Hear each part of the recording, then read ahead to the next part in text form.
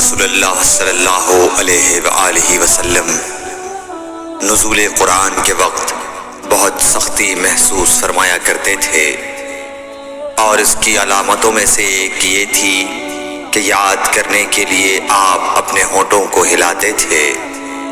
ابن عباس رضی اللہ تعالیٰ عنہ نے کہا، میں اپنے ہونٹوں کو ہلاتا ہوں جس طرح آپ ہلاتے تھے۔ سعید کہتے ہیں، میں بھی اپنے ہونٹ ہلاتا ہوں جس طرح ابن عباس رضی اللہ تعالیٰ عنہ کو میں نے ہلاتے دیکھا۔ پھر انہوں نے اپنے ہونٹ ہلائے۔ ابن عباس رضی اللہ تعالیٰ عنہ نے کہا، پھر یہ آیت اتری کہ اے محمد، قرآن کو جلد جلد یاد کرنے کے لیے اپنی زبان نہ ہلاؤ، اس کا جمع کر دینا اور پڑھا دینا ہمارا ذمہ ہے۔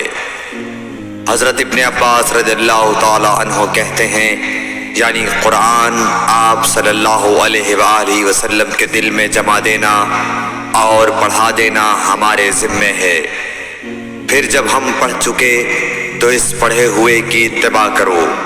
ابن عباس رضی اللہ تعالیٰ عنہ فرماتے ہیں، اس کا مطلب یہ ہے آپ اس کو خاموشی کے ساتھ سنتے رہو، اس کے بعد مطلب سمجھا دینا ہمارے ذمہ ہے۔ پھر یقیناً یہ ہماری ذمہ داری ہے کہ آپ اس کو پڑھو، یعنی اس کو محفوظ کر سکو۔